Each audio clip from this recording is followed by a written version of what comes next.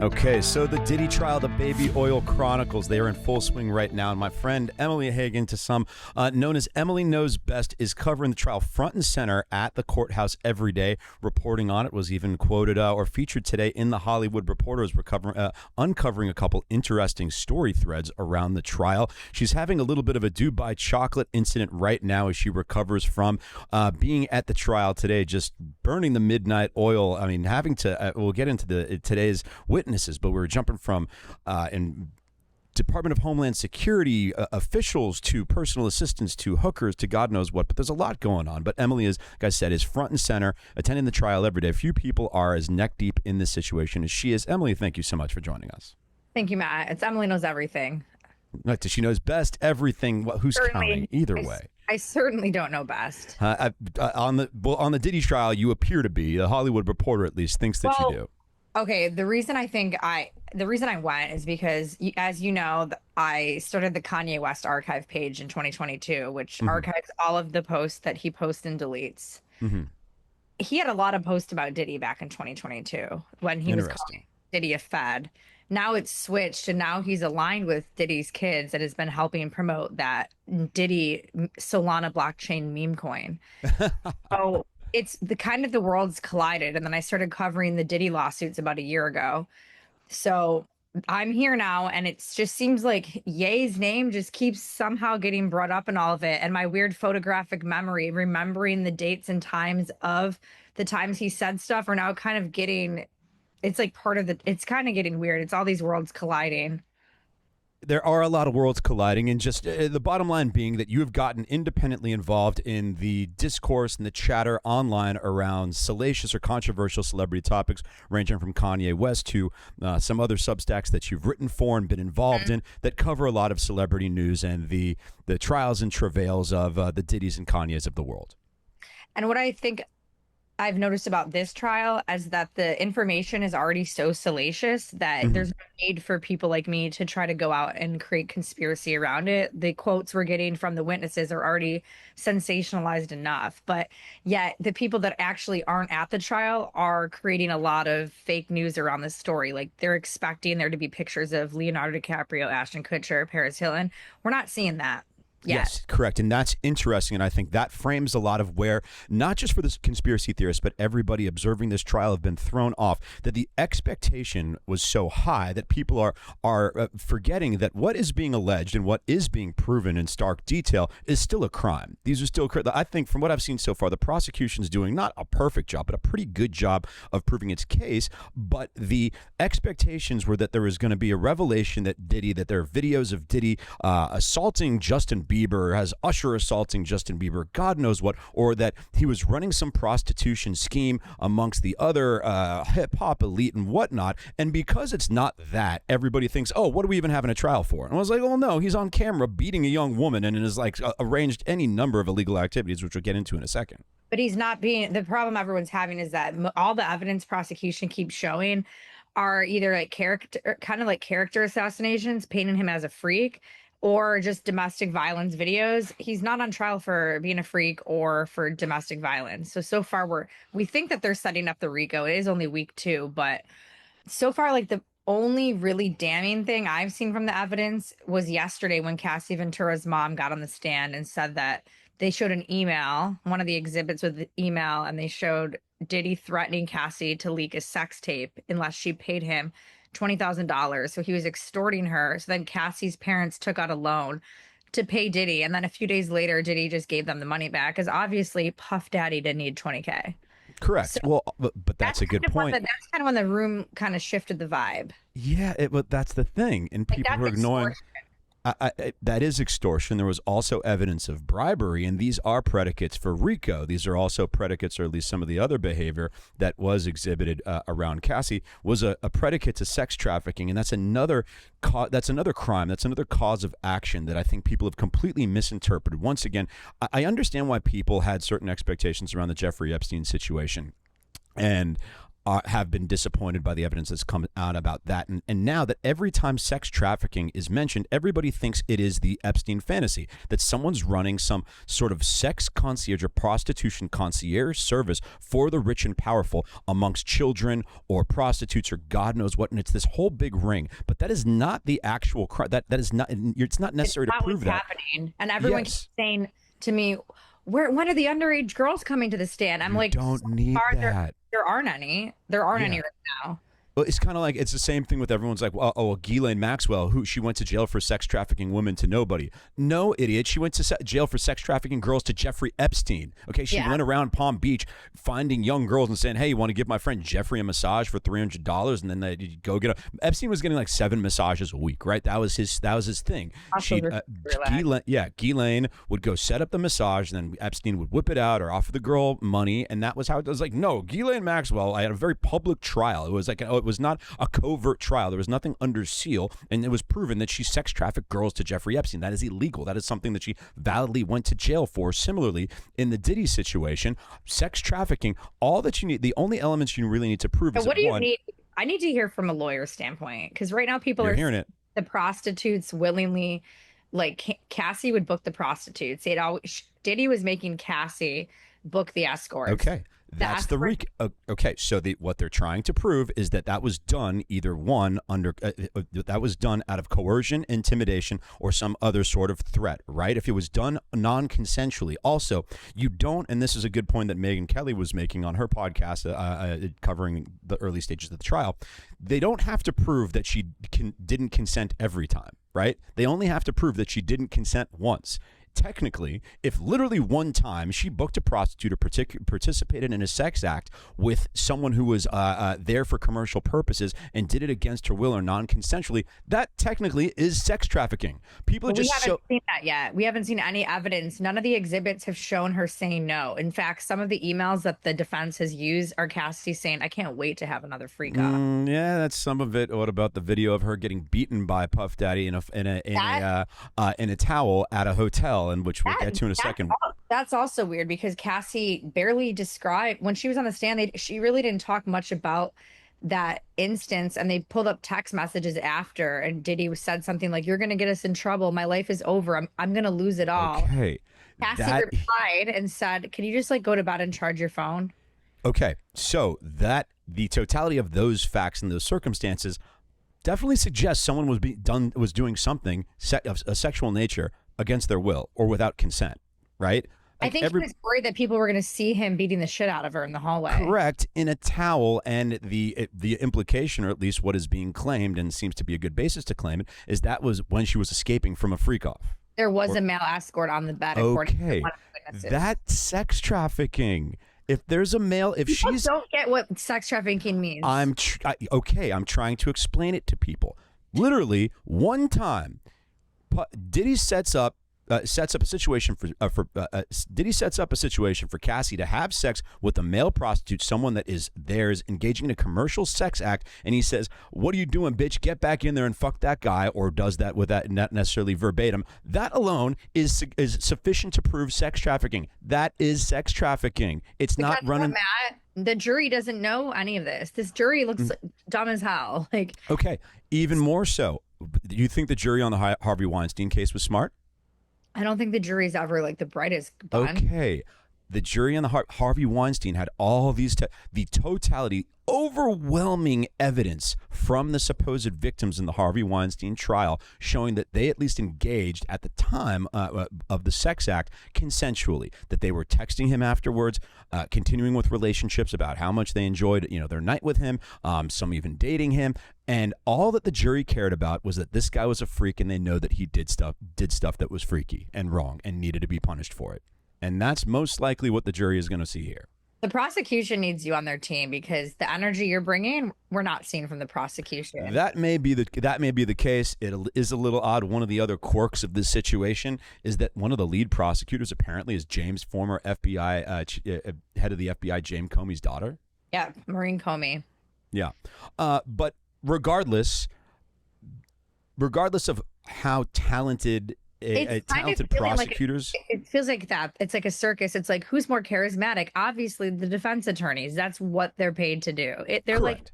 They're like putting on a big show up there. Meanwhile, the prosecution's like, Mister. It's like the energy is very different. So they're winning the hearts of the journalists and the YouTubers in the courtroom. Even the defense attorneys are schmoozing with us. Fair enough. That could absolutely be the case. But in terms and what a lot of the discourse is, and a lot of the reaction to what the evidence that's being released is that, oh, wait, well, that's freaky, but it's not really illegal. Well, yes, it is. Okay. Everyone forgets prostitution's illegal. Doing drugs are illegal. These are illegal drugs. Okay. Bribery is illegal. The first witness on the stand that the prosecution put up, it was the security guard at the hotel. Diddy tried to bribe him with $100,000. Oh, yeah, that feels like years ago. Okay. So listen, maybe the prosecution's not doing a good enough job of keeping these things top of mind in the jury. That may be the case. But the question of, are these things done by a talented, competent prosecutor? Is the evidence being put forward substantial or sufficient to serve as the predicate for the charges being alleged? Absolutely. Yes, bribery is a predicate for RICO. Yes, if you are going around, it's one charge to go ahead and hire a hooker. It's another charge to go and try to bribe a security guard who sees you with that hooker. Those are different crimes, and they add up. And when you add the assault, and when you add the intimidation, all the other elements to this, that does add up to something that is very likely to be sufficient to prove RICO, at least based on the black letter law. Well, and I think tomorrow when Kid Cudi takes the stand, we're going to really feel like he's cooked, because he's going to talk about the time that Diddy allegedly blew up his car in a jealous race. That's what it's looking like. And everyone keeps on looking at these things in a silo that, he's not, they're not charging him with attempted murder. They're not charging him with bribery, although that's one of the predicates for RICO. The whole notion of RICO, the whole reason. Nobody knows what RICO means. That's the only reason I'm here today, so you can tell everyone. Yeah, okay. RICO, envision the mob. Envision a mob boss, right? You don't have you don't necessarily have the evidence to prove that the mob boss killed someone. You don't have the evidence to show that he directly instructed somebody to commit that murder. You don't, however, you do have the evidence that he did receive money related to a bookmaking operation, right? And that other members of this organization, you can prove that he was a head of an identifiable organization called the Gambino family or whatever family, right? And you're tying his participation in that organization to all the other illegal activity that may or may not, or at least it could be said to have been instructed or to have benefited him. If it turns out that the money from the robbing the cigarette truck or the bookmaking operation that this person who witnesses will establish is a member of the Gambino family, then went up to the head of the Gambino family, then you can tie it together in the racketeering case, and that's what RICO is. That's what racketeering is. Yeah, I think the prosecution needs to do a better job. I think once they go in the room and they do deliberate, they do tell the jury exactly what each charge means before they come to a decision. But right now, hopefully the jury isn't as confused as everybody in the courtroom and all the influencers, because if you look at YouTubers' coverage of this, they're all saying man, US is cooked. And these are people that are, even mainstream media journalists are saying I don't see any evidence here. Yeah, I think because sex trafficking is this magical, like you said, that. It's listen, if the jurors totally, utterly disregard what the actual jury instructions and what the actual charges are, or the prosecution's not able to make it clear, the prosecution might lose. However, there's clearly crimes here. There's not it's undeniable. Yes. Do you think he's going to go to jail for life? Not for life, no. They're going to get him on. I think they're going to get him on something. When jurors see all this, the jurors are seeing all this illicit activity, the bribery, the beatings, the intimidation, the extorting $20,000 from the mom, all this freaky sex stuff. A very sympathetic figure. I mean, with Cassie, it wasn't like Amber Heard, where her testimony was destroyed on cross-examination. At least from what you tell us. Give us your impression of Cassie's. Give us your impression of Cassie's testimony and what the impact of the defense's cross-examination was. I thought that I thought that Cassie was very vulnerable and honest and authentic in her testimony. It wasn't performative. She was up there admitting that she loved him. She admitted that she was desperate for his attention, that the only time she felt close to him was when they were having sex, which is normal in like an abusive relationship. It's the only time when the partner's not like emotionally abusing you or like kicking your ass literally. So she also took they didn't catch Cassie in any lies up there. Like she was admitting to things that she did. She talked about how scared she always felt, but she still said like, but I loved him and I love the version of him that she would talk about the Dr. Jekyll and Mr. Hyde, how when he went into this evil mode, his eyes would she called them like another guy said he had a devilish stare and then she called them like black eyes. So she just saying like I know that it was fucked up that I kept staying with him, but like I still have love for what we had. Like she said that on the last day that she still had a love. So you can tell like Cassie really did. She had it like she felt she wasn't up there like being like he held me hostage. Like she kind of admitted that she really did like this guy and that this is what she had to do so that she didn't get like her career ruined. Like so he didn't release a sex tape. She talked about the 4-day freak offs, how That's that's a coercion. lot of that's crazy. 4 days of sex with Yeah, that's multiple fucking nuts. escorts, and then she talked about getting UTIs. Like at that point, most women, but a lot of women in the courtroom were relating to Cassie's testimony because a lot of the women have been in toxic relationships. I'm sure. And listen, I sometimes think that certain claims of doing things against your will or under coercion just because you weren't willing to speak up are, well, listen, you're an adult. You needed to speak up or you needed to stand up for yourself. You can't expect other people to know that it's not something you want to do if you willfully. That's what the defense is Fair saying. enough. The totality of the behavior here, the pattern of behavior, when you throw in the embezzlement, the intimidation, the physical abuse, and whatnot, you don't think that's going to be convincing for people, for jurors to believe, okay, wait a second, this woman did not do everything, did not jump through all these hoops, engage in all these ridiculous acts out of some notion of intimidation or coercion? I don't know. I find that hard to believe. I mean, the defense is just doing a really good job at misdirecting the entire every witness on the stand. Like today, they In had this which direction? like into a direction they're in the weeds, like it's like they're going off on tangents just to avoid what the actual matter at hand is. Like Yeah, I today saw a little bit of that with interviewing the Homeland psychology Security and the psychologist, and yeah, the I mean psychologist. Yeah. the defense is doing a great job at being so condescending that you're like, oh my god, like all these witnesses are liars, but they're just doing a great job at trying to point out inconsistencies. What inconsistencies have they revealed? A lot. Yes, today the psychologist was up there for a while and they just kind of they brought up that 10 years ago she taught a webinar where she teaches people how to be expert witnesses on a stand. So they kind of made the jury think that this woman is a fraud that's just in it for the money. But apparently this is like a common thing. One of the reporters Extremely common. yeah. And then they brought up how she was making $6,000 a day to be on the stand to say that this is like a clout chasing psychologist. They also tried to say, you said that you were like you were trying to make the jury think that you were this deep thinker that is an authority in academia. But we actually noticed that you're not published in any literary and then she's like, "Oh, well, I didn't mean it like that." Like, so they were just trying to make her, they're just trying to character assassinate every single witness so that the jury thinks the prosecution just kind of forced these people up there to lie. Mm-hmm. And then I'm talking, yeah, and then sorry, Oh, sorry. Go ahead. that was it. What That's just about one. what about the witness Don Richard? Don Richard was the only day I missed court. Got it. But Don Richard apparently testified that she I saw know the Diddy story though. The hit skillet. Cassie over the head with a frying pan.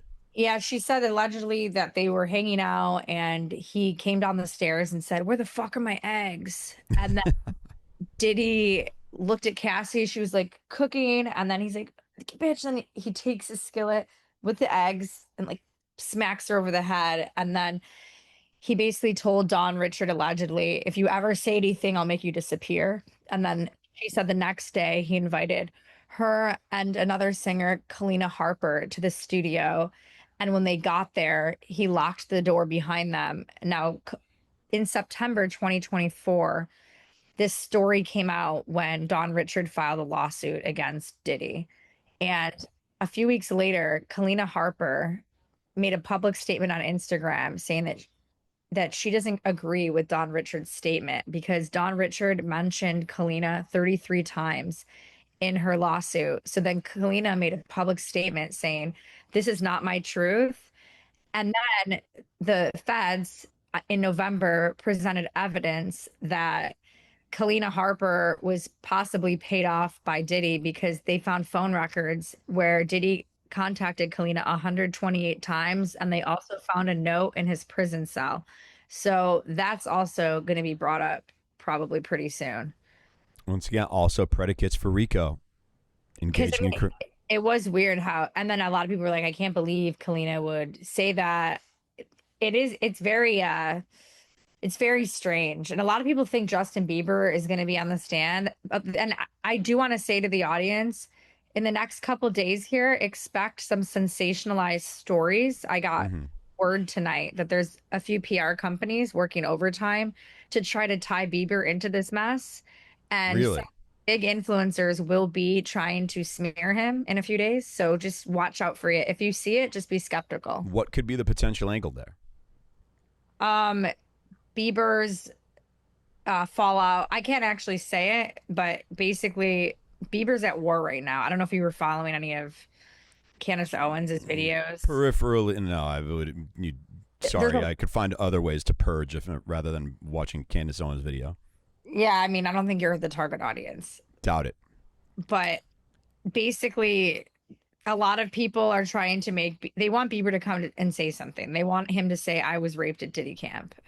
Yeah, that's it. Everyone wants. That's all people want. It's crazy. Yeah. Yes. Like, shouldn't we not want Bieber raped at Diddy? Like, no, because they're so attached to this vision of the universe and society, right? It's the same thing with the Epstein world, that there was really all this salacious, scandalous, raunchy stuff going on amongst the powerful people, amongst the elite, and they, because of some of the revelations around Epstein and some of the other revelations around COVID and other controversial and hot button topics over the last few years, they got to puff their chest and say, look, my vision of the universe, your naive mainstream innocent version of the universe was wrong. My more cynical, suspicious, savvy version and view of the universe was correct. And look, all this stuff is going to come out. And because 20% of it came out, they spiked the football, and they didn't, they weren't thinking ahead. They weren't establishing a defensive strategy when other things that were more salacious, more sensational, that they anticipated were going to come out were not coming out. And so now, like, oh my God, well, there's got to be a cover up. It's the same with the Candace Owens thing. Well, Candace Owens did a good job at defending Bieber on this smear campaign. I mean, she's the one saying, like, guys, like, leave him alone. Yeah, I mean, because she knows there's certain avenues for which she knows that if she perpetuates the lie, she's going to be exposed. There's other ones like the Diddy. When she claimed that they just raided Diddy's house just to get the evidence for the people above him in the scheme, right? I don't. She literally said that. There was a weird thing with. Okay, there is a weird thing with the 1-star, 2-star island that I wanted to touch. Yeah, let's get into that. That is interesting. That's suspicious. Yesterday, I'm sitting there and the Homeland Security guy was on the stand, and he's talking about how many officers were there that day, what the procedure was like, why the gate was broken, how they were showing maps of the property. And then out of nowhere, they're like, I forgot his name, Mr. So-and-so, can you pull up a map for this? And then they pull up a map where it shows like the neighboring homes on 5-star. And they're like, can you tell us what's next to 2-star island? And he's like, it's 1-star island. And the prosecutor was like, did you also search? And he's like, well, who owns 1-star island? Sean Combs. Did you search 1-star island? No, we did not. And then they just moved on. And everyone kind of looked at each other like this. Then this morning, because of my Kanye stuff, I remembered King Combs, Diddy's son, the one that looks like him, the one whose mother is the deceased Kim Porter. He put out a song called Pick a Side, where the lyrics quite literally say that the feds raided the wrong spot. Interesting. So I have the lyrics here. Knock these doors down like them Fetty boys running both our cribs. Too bad they ain't know we bought the one next door, because that's the one missed. and it's referring to the Miami properties. So now that's an angle I need to run with, because my audience right now is upset that my stories aren't sensational. Yeah, your audience wants to hear about Bieber rapes. It wants to hear about Jay-Z being implicated at all these expectations. I don't think Jay-Z is getting named. No chance. But also, okay, so we're going to dive into this. You think no chance? What's up? I think this is why I think no chance. I don't think Diddy and Diddy were hanging out at the times that this trial is about, because this is about Cassie Ventura and this other victim that was later on. They're not. They also want it to be revealed that he killed Biggie and Tupac. Also, don't think this trial is going to touch them. No, Tupac. People just refuse to acknowledge stuff that's right in front of their face. Tupac got shot 2 hours after stomping a crip in the middle of a fucking Vegas casino. We know who shot Tupac. The people who were the people that he stomped, or the cousin of the uncle of the guy he stomped, one fucking shot him 2 hours later. Ain't no fucking mystery. Okay. Everyone at court is like, do you think it's going to get revealed that it's Tupac? Oh my. But what do you think about the One Star Island thing? Because I'm trying to figure out. Yeah, I mean, why would he write that song? But one, he's a kid. Why do we think the kid's so shrewd? That's pretty stupid, right? Oh, if there was a reason for them to go raid the house, great. Then that will alert the authorities that they should have gone and raided that house and should follow that thread. Well, so here's the mystical thinking, because I posted the video today where I just kind of said that, and then everyone in the comments was like, "This is exactly why they didn't raid Epstein's Zorro Ranch." Oh my God! You don't believe any conspiracies ever? No, I believe the ones that are done by really uneventful people who just happen to be in positions of power. I believe, for instance, I believe that Joe Biden, there was a conspiracy to cover up that Joe Biden had dementia. It was covered up by the people in his inner circle. It wasn't covered up by fucking the reverse vampires who were behind George Soros pulling the fucking strings. Okay, you want to know why I know these things? Because I know these people. They're not smart. They're not smart enough. You want to know how to disprove 80% of conspiracy theories? Meet Alex Soros for 30 seconds. You think this fucking idiot, this guy is dumb as a fucking paperclip. You think he can orchestrate all this stuff? No, he can't. Okay? Epstein, same. Thought that George Soros was behind the paid protest. Yeah. Ghislaine Maxwell. People need to explain to me why they think Ghislaine Maxwell, some off-the-shelf trust fund kid who never accomplished anything in her life, is so shrewd. She's not. She's just another rich girl whose dad was rich, lost all her money, and then she had to go and buckle for one of her rich boyfriends and do everything that he said and find him chicks so she could keep the party going. That's it. If you go meet these people, it will disprove 80% of conspiracy theories because you realize they're retarded. I mean, you've never been to an Epstein party. Huh? I know people. I know people that were involved in Epstein. Absolutely. I can give you a little taste of this. Back in maybe 2008 or 9, I'd poking around the political world, the political consulting world. I got involved with a guy who's kind of a rising star in the Democratic Party. If you guys wanted to really figure it out, you could figure out who I'm talking about. But he was in his early 30s at the time. He was the chief of staff for one of the Democratic Congress people in Southern California. And he was a rising star in the Democratic Party, super well connected, incredibly, put on a great facade, was connected with at the highest levels of the Democratic Party. He eventually, his career got ruined this guy and his buddies, they were dorks, man. And I'm talking about Bill Clinton, Ron Burkle. There's this other guy who was involved in South Africa who's also, these guys were all friends with Epstein. And all everyone's asking me to investigate Ron Burkle. Yeah, okay. I'm trying to explain it to you.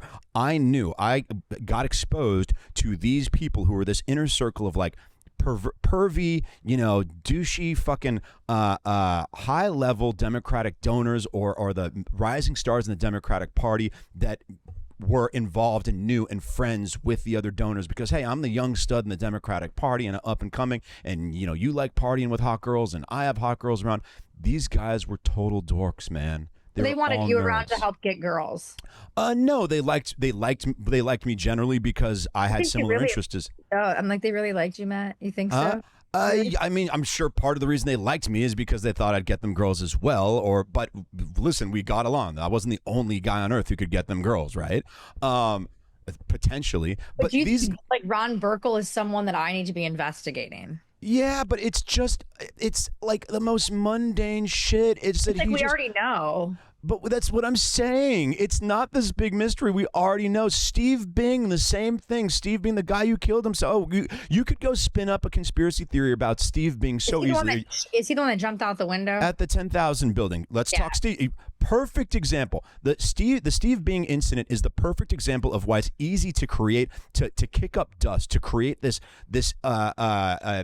impression of a big conspiracy when it's just mundane stuff. Okay, so Steve Bing, for everybody who doesn't know out there, he was an heir to a big Chicago real estate or retail empire, inherited a lot of money, got involved in Democratic Party politics in Hollywood, was a big movie producer back in the 90s, and was a pretty well-known guy around town.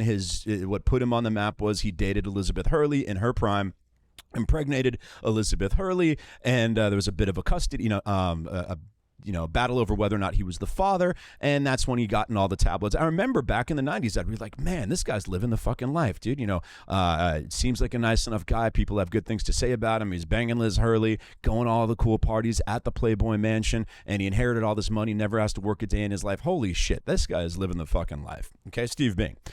During the pandemic, 2021, he jumped off. Also, once again, very involved in the Democratic Party, friends with Bill Clinton, Burkle, the whole nine.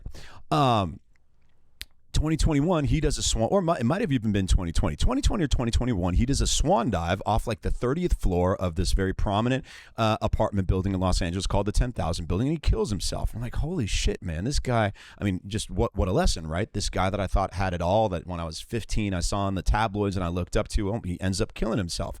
You very easily.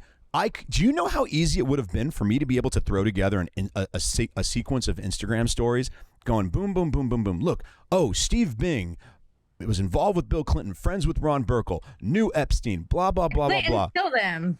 And what's up? And obviously they had Steve Bing killed. They had him thrown off the building. He knew too much. He knew too much. Okay.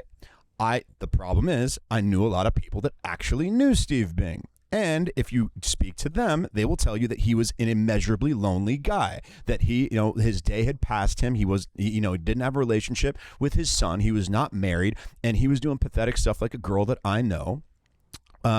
Just randomly, he barely even knew her, and he was like calling her up to see what she was doing for Thanksgiving, if he could have Thanksgiving with her family, because he was so lonely. A lonely guy. He didn't care about the money. That's what I was. Exactly. But do you see my point? You can make a conspiracy out of every single video I've posted. Did you see the protester video I did the other day? No.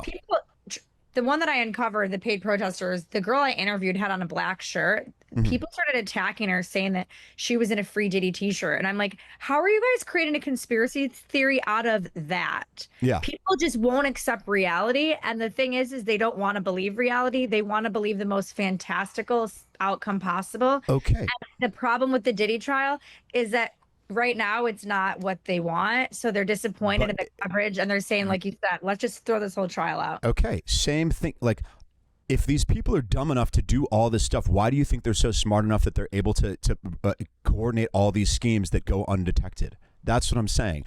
For instance, or who's supposed to be more powerful than Diddy? I'm dying to know.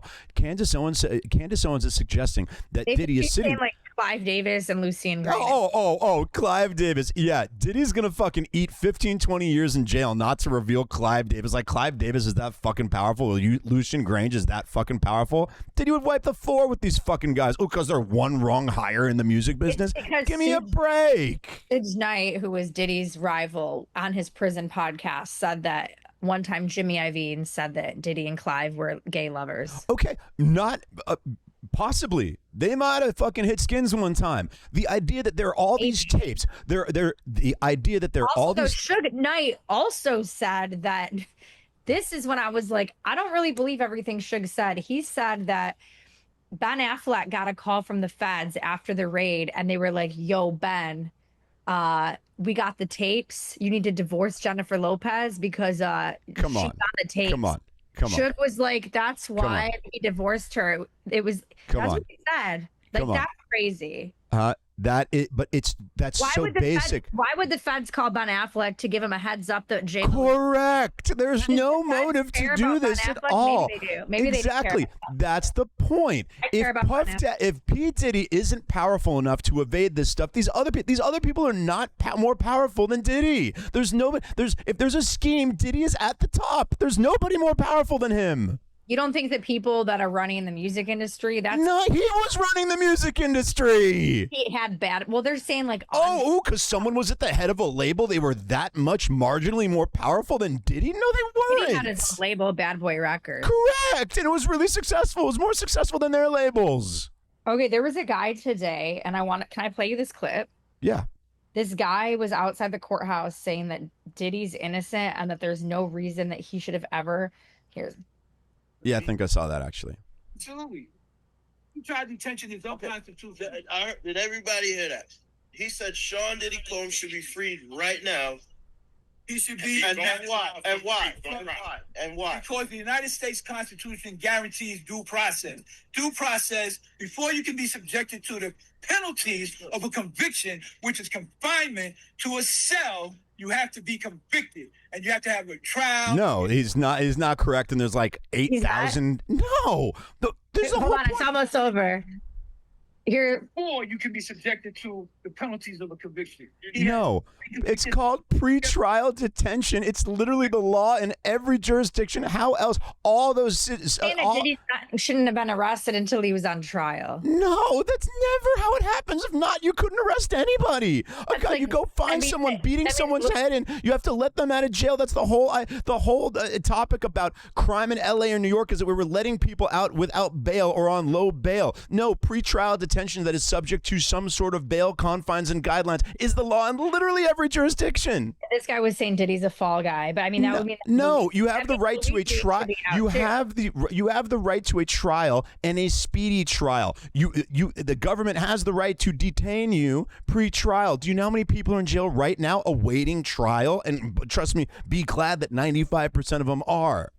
Okay, that's the whole idea. As long as you eventually, Luigi could just be free and have like all these girls. Correct. Every homeless person, the homeless person who went and stabbed that girl working at the furniture store in L.A. What? Oh, you can't. Well, he hasn't had a trial yet. Oh, great. We have to let him back on the streets. Listen to this shit. People were like believing this guy. People are retarded. That's what I'm trying to tell you. Disappointing. Yeah. Well, welcome to my world. Oh, because what is this podcast called? Prevailing? It's called the Prevailing Narrative, but that's not even the point about it. I don't want to sit here up on my soapbox about how everyone's dumb except me. But yes, the lack of intellectual rigor with which people approach these situations. This is what I'm talking about, the Diddy thing. Who do you think is that much more powerful than him? Who do you think they're saying it's Lucian Grainage, yeah. and then Kanye's saying it's Lucian Grainage, another fucking random white guy who runs a record label. They're saying Leor Cohen. Leor Cohen's also. These guys are not more powerful than Diddy. Really? Leor Cohen? No chance. Are you kidding me? He's richer than all of them. What about like UMG and the people that like? Who gives a shit? The Drake lawsuit, all that. What powerful interests are going to compete against Microsoft and Google getting lawsuits? That's the type of thing that happens. People don't sit there and say, "Oh well, I'm going to sit on this. I'm going to keep my mouth shut and not sing and not cut a deal and not reveal that other people were involved in my scheme that could result in reduced jail time for me because I'm scared that Lucian Grainge is going to have me killed." That's the conclusion that you would have to come to. That is the conclusion. Conspiracy that is going around the courthouse. Today I was in the bathroom, like washing my hands, and this woman next to me was like, "You know what? It's all because of Diageo." Because my God, Diageo. And then right after that is when he's like, and then the feds needed to get him. Diageo has to go. They're dying for Diddy to be a part of their operation. They have to go to him. Diageo. Yeah, and correct. Okay, like they're subservient to him. He was not so scared of them that he could not go and sue them. How powerful do you know people who are Diageo was like so powerful. Oh God, do you go meet people who are executives at these companies? They're nothing special. God, go meet these people. We got to clip that. Absolutely. We got to go clip it. I'm telling you, another person, I'm not going to name his name. He was the head of some of these music labels that, you know, only one step below a Clive Davis or Lucian Grange. I grew up with him. His brother was a good friend of mine. Great guy. I like him a lot. I know him. Let me assure you, him being any corporate structure that he was one step away from the chairman position is not so overwhelmingly Dark Knight powerful that they can go and operate a fucking sex scheme that their executives are involved in and hide it and get Diddy to sit there like he's part of the La Cosa Nostra and he took a vow of omerta and keep his mouth shut because he's so scared that they're going to come and kill him. What do you think's going to... UMG's going to go put out a hit on Diddy?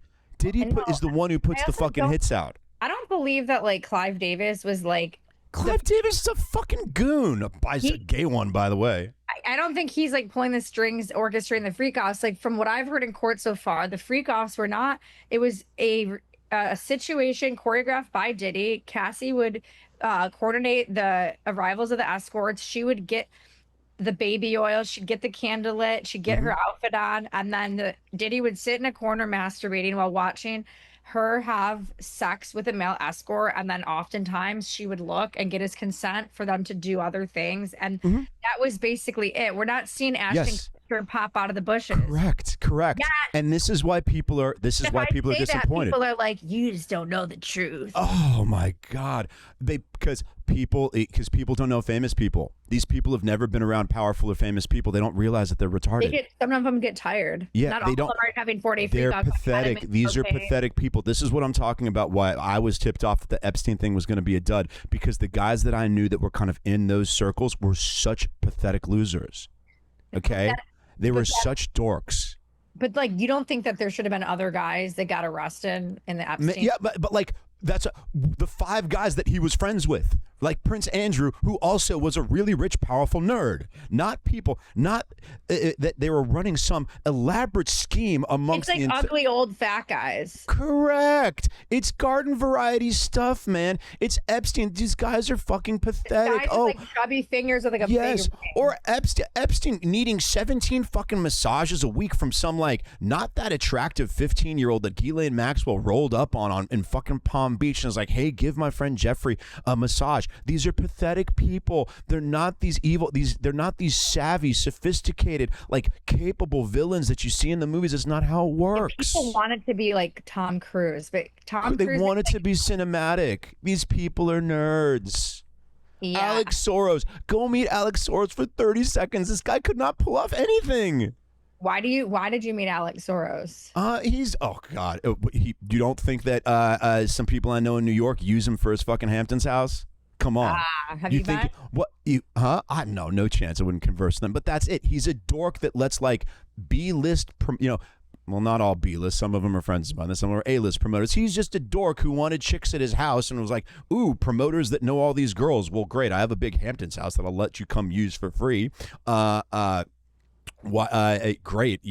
That's how all gain access to elite circles and meet women, right? This guy's a fucking loser. That's hilarious. I mean, yeah, I think a lot of these guys weren't having a lot of Diddy's. I think here's the argument, though, that a lot of people are making at court that are showing up to support Diddy. There's a lot of other rappers that are also trafficking women. I know rappers right now that are buying women off the app and flying them to other countries. I've met Correct. Pimps. Yeah. Okay. But guess what? They just haven't gotten caught. Okay, and also they weren't caught on camera beating one of their girls. Okay. But that's what you have to ask. Why did CNN years later obtain that footage when it was if he bribed that guy and it was deleted? He didn't bribe that. Remember? Okay, so for everybody listening, he didn't take the bribe. Yeah. Okay. So real quick, for everybody listening who isn't as familiar with the trial. The first prosecution witness was a security guard from the hotel where Diddy was caught on camera. Yeah, was caught on camera beating Cassie, and he testified that he witnessed this, the aftermath of this, that he took a video of the video because Diddy was trying to dispose of the video, and that Diddy offered to bribe him for $100,000. This is criminal behavior. Wait a minute, you're missing a part. Then he filmed a video of the video, and he did it just to show his wife. Then when he went back to work 2 days later, the video was deleted off of the surveillance. So he was the only person that had the video of the video, but no one knows where, because no one knows where the other video came from, because it wasn't matching the footage from this guy's phone. So that's how people are drawing the conspiracy. That's It's the what they're same like, it's fucking video. obviously Diageo. But then it's like, God. that guy, though, also had that video on his phone for what, so many years, and he never showed anyone but his wife. Not that surprising. What, this guy's concerned? What did he have to gain from it? He didn't think these people. Same thing with Harvey He Weinstein. said he only wanted the video just so he could show his wife, like, yo, I met Puff Daddy. Also, you forget that was pre-internet and pre-social media. The whole notion of being involved or having something to gain or building some following around situations like this, You're right, that it didn't was. exist back then. And he said it was on a thumb drive. So they like made him pull up the thumb drive. So he probably had that thumb drive in like an old drawer. And then when this whole thing started, the prosecutors made him. He probably forgot he even had. There's a lot of shit that you can do that's technically illegal that you can get away with until you push it too far. Just like Weinstein. Once again, go back to the Weinstein trial. Every supposed victim that the prosecution put forth in the Weinstein trial, tons of evidence that what they did was consensual and that they maintained a cordial relationship with him afterwards. 100% of them. However, everybody knew that what this guy had done, anybody who's looking at this with common sense knew that this guy was abusing his situation, that he was aggressive, that he was getting too handsy with these girls, that he was leveraging his position to make them do things and coerce them into doing things they didn't want to do. The jury knows it. The people know this instinctually. Okay, just like they know instinctually, Cassie, after all these beatings, after all this pressure, after the years of mental and physical abuse, that to be saying that she did these things all consensually, despite what the text messages when she was 19 and he was 36 say, everybody knows that's not consensual. I think that a lot of people today in court, they were like, we're just sitting there every day. We're almost desensitized to these types of stories now. It's like nothing's That could be the case anymore. And I like looked at this guy. I'm like, this. A lot of people were saying like, oh, this kind of makes me miss my abusive relationship. Like, this reporter looks at me and he's like, yo, we're all so fucked up. Everyone in this trial every day must be like very fucked up, because some people, like my friend came with me yesterday and he left after an hour. He was like, ugh. He said he felt so dirty. Yeah, it's dark. I'm sitting there like, I've lived in Hollywood. I've seen orgies with munchkins, like I've seen it all. So for me, I'm not really absorbing that much demonic energy, but my friend literally laughed after an hour. He said his soul could not do it. And a lot of people online are saying that when they're watching my videos, and they're sending me messages like, can I send you a care package? Are you okay? And I'm like, I'm fine, but I think me and you are jaded from being in Hollywood for so long. Absolutely, but you can still acknowledge I know darkness. Celebrities with urination kinks. I know celebrities with defecation kinks. Yeah. So hearing that Diddy pissed in a girl's mouth isn't the first time I've heard of a. But it's still shocking. It's not going to have a cell. You're not going to be affected on a cellular level. I've right? heard multiple I know multiple celebrities. I'm not going to name them, that have like urination kinks. One, I know publicists that had to like do a huge crisis PR because this one musician kept pissing on tour in all these women's mouths. I have no doubt that for some reason these people, it really they got to do some abstract stuff to get their kicks. Oh, I kind of want to try that. Like I'm like, oh my God. Is this trying to demoralize us and make us into freaks? Like that's someone today was like, I'm going to start trying the baby oil. Like maybe did you Yeah, I mean, the trial transcripts about the baby oil are just fucking insane. What was it? I think the word baby oil one more fucking time. And an Astroglide too. I mean, wait, I want to ask you about 10 more minutes, but some of the testimony from I believe it was George Kaplan. Was it George? Yes, George Kaplan and what was the other assistant's name? David James. Yeah. The personal assistants. If you were a personal assistant for Diddy, part of your job was to set up his hotel room, and that was going to include some baby oil and some Astroglide. And then they made a whole point where they were like, so did you expense it? And he's like, well, not always, but one time I did. That guy was interesting too, the personal assistant yesterday that took the stand, because they kind of made him, they offered him immunity to admit that he one time put his hands on a chef because he said she was trying to tell me how to do my job. So I grabbed her wrist and I held her down and said, stay in your fucking lane. And they were trying to display that like, hey, Diddy's not the only abuser at Sean John. So is this guy. But it didn't really make their point, because it's like, okay. But then they told another story where I guess that day, I guess Diddy found out that he touched her and he pulled him into his office and said, you can't be putting your hands on women. If you do it again, I'm going to let you go. So what I suggest you do is you need to write her a note and then buy her a gift. So then this guy said he rolled her a blunt and then she forgave him. And then he told another story about a time that he brought him and the other security guard brought girls home to Diddy's mansion. Diddy wasn't even around. And then they fucked these girls and can I swear? I mean, too late. Swear away. What? I only call people fucking idiots about retards about 1,000 times. Yeah, he goes, he's like, after we had intercourse, she asked me for $200. And I was like, why is this bitch asking me for $200?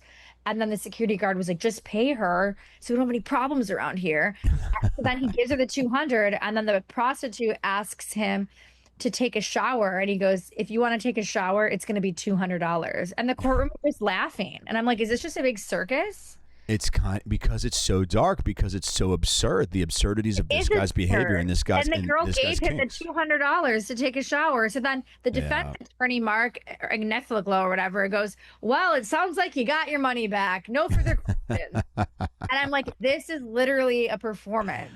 Yeah. That's it. Well, that's what these salacious celebrity cases are. I mean, they're there to shot. Well, first of all, a defense attorney is going to be trying to dunk on their job is to try to dunk on the witness, plain and simple, one way or the other. That's what they're there to do.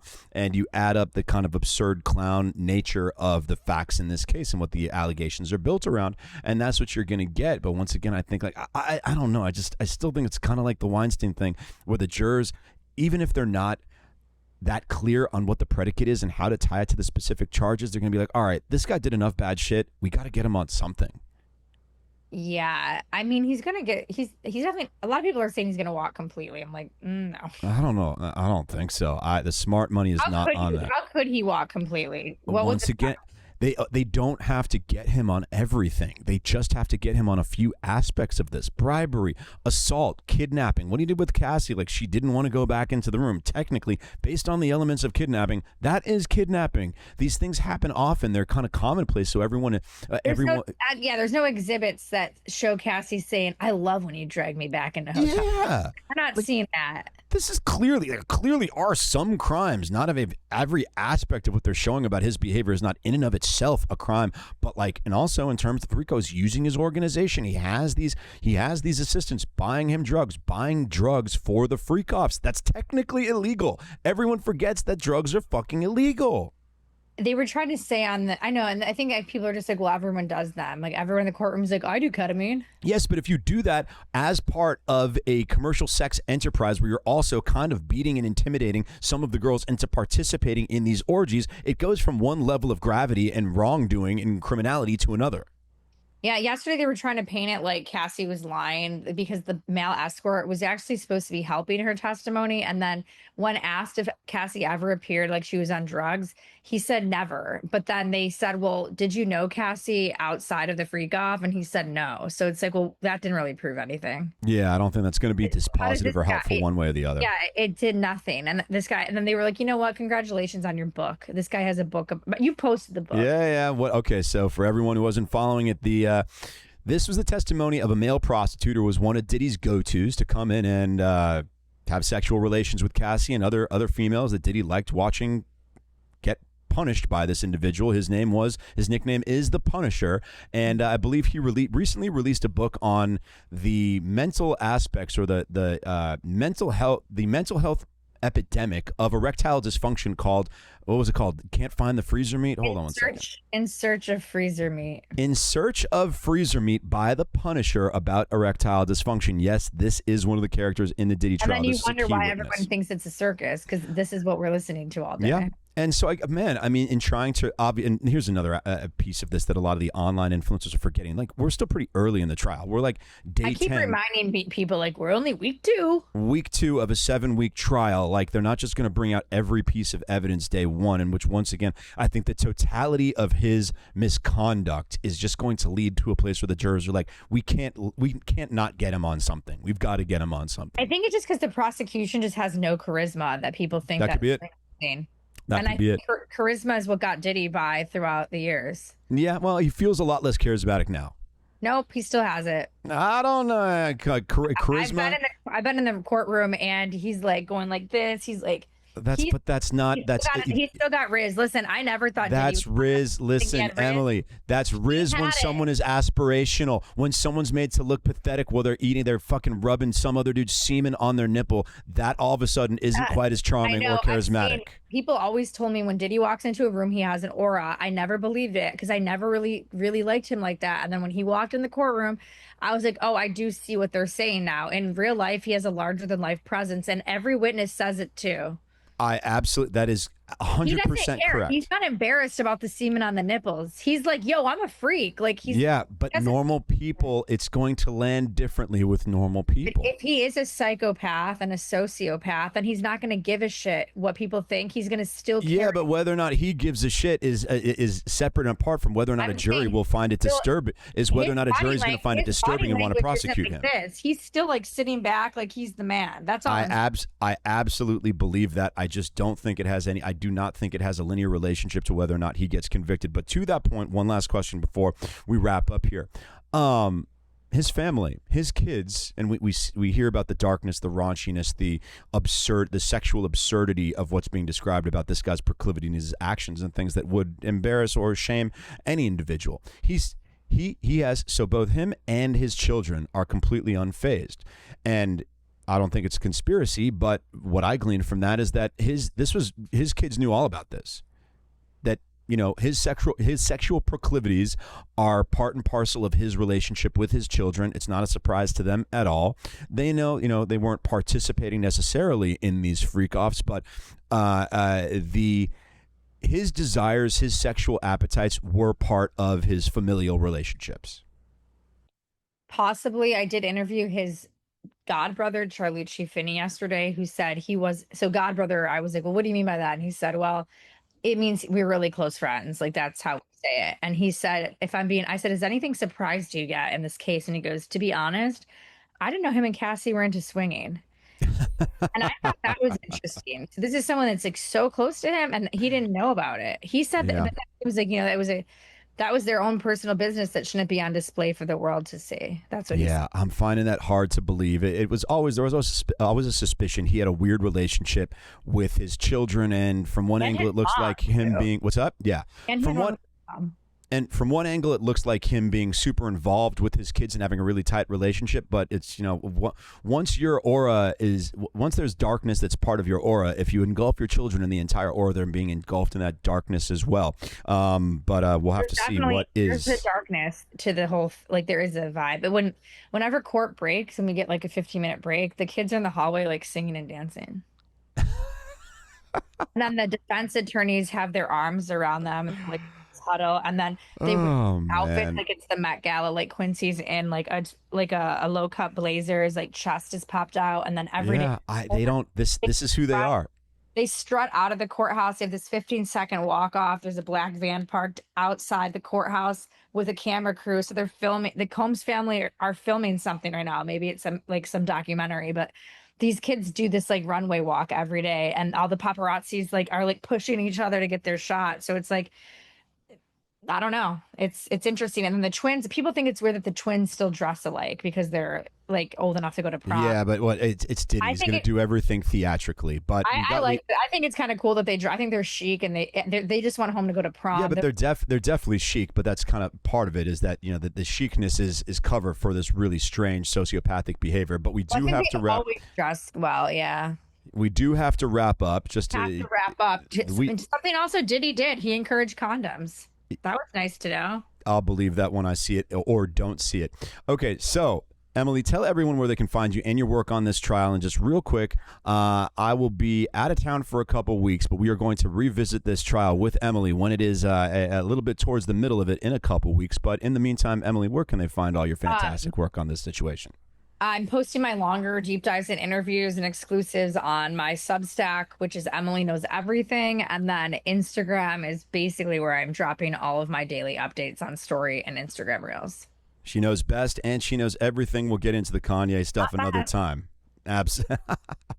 Kanye's for another chat. But everybody, hope you got a little bit of a deeper insight and understanding of the legalities, the legal nature and the predicates of what's going on with the Diddy trial, why a lot of the more salacious and sensationalist conspiracy theories are unlikely to be true, and it's more going to be some of this kind of clownish, strange circus-like atmosphere about the sexual proclivities of Sean Combs and the odd behavior of his family. Everybody, this is the Prevailing Narrative. That is the Prevailing Narrative for this week. Once again, you can find this podcast, Apple Podcasts, Spotify, wherever you get your podcasts. You want to hear more about what I have to say, follow me on my socials at Matt Bilinsky, MattBilinsky, Twitter and Instagram primarily. Everybody, this is the Prevailing Narrative.